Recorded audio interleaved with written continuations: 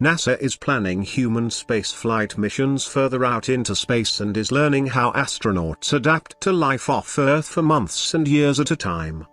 The International Space Station provides the laboratory environment for numerous studies into how the human body reacts when exposed to microgravity.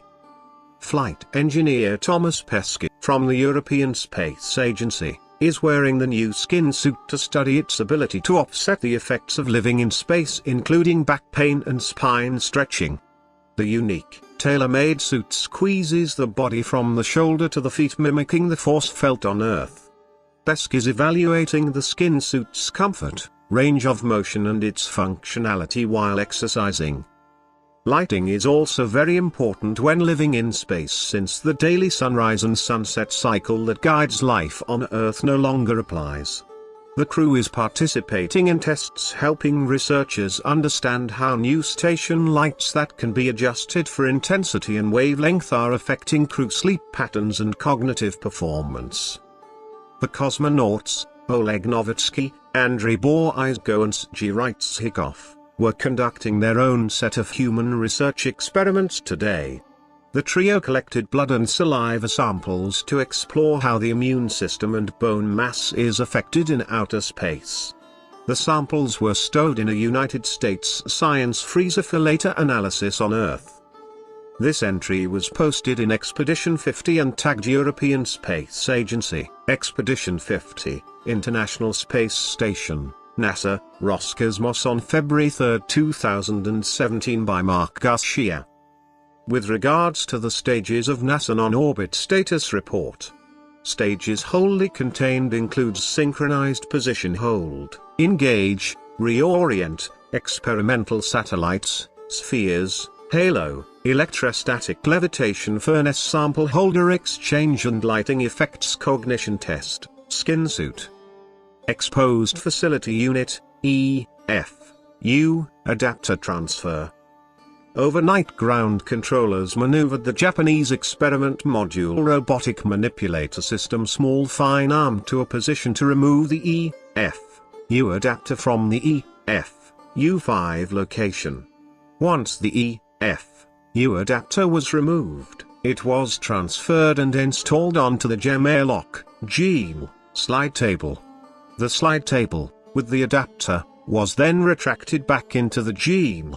These activities are part of a series of tasks required to deploy the high-definition television camera, Exposed Facility 2, HDTVF2, experiment next week.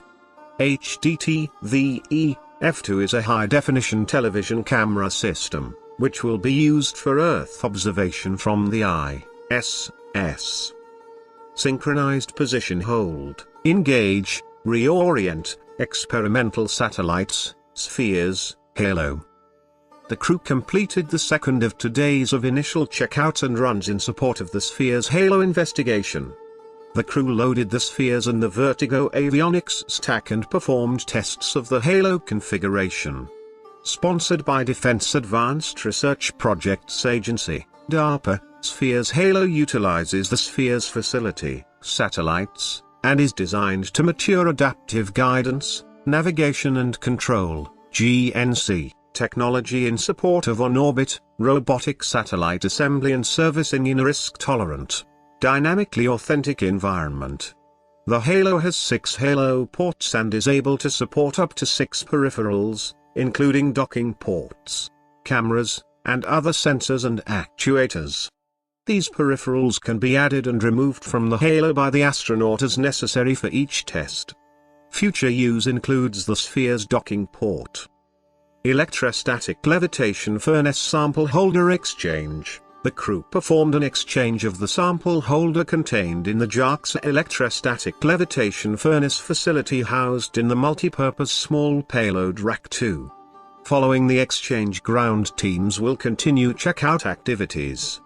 The electrostatic levitation furnace is an experimental facility designed to levitate/melt/solidify materials by containerless processing techniques using the electrostatic levitation method.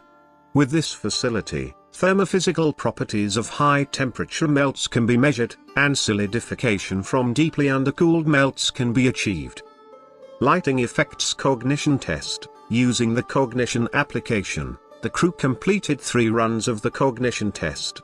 Scheduled at 1 to 4 hours after wake up, 6 to 10 hours after wake up, and 12 to 18 hours after wake up, the crew completed the cognition test, which includes pre-test questions and an array of cognitive tests with performance feedback.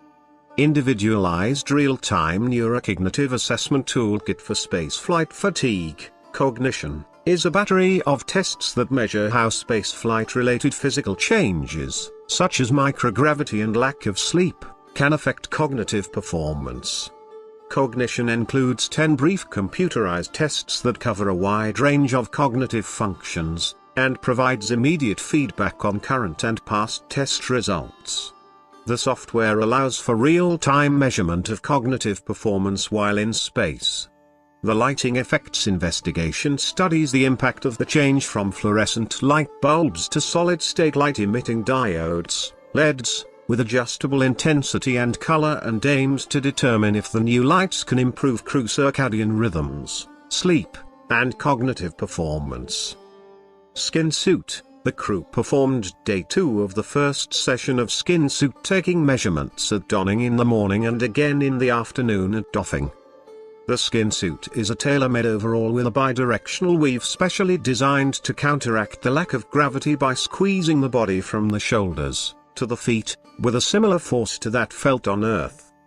The subjects of the investigation perform an evaluation of the efficacy of skin suit in reducing/preventing low back pain and preventing spine elongation, measure the gravitational load provided by skin suit on the crew member, evaluate operational considerations, in particular hygiene/microbiology, comfort, thermoregulation, donning/doffing, impingement and range of motion to prepare for long-duration missions, and evaluate the effect of wearing skin suit while exercising.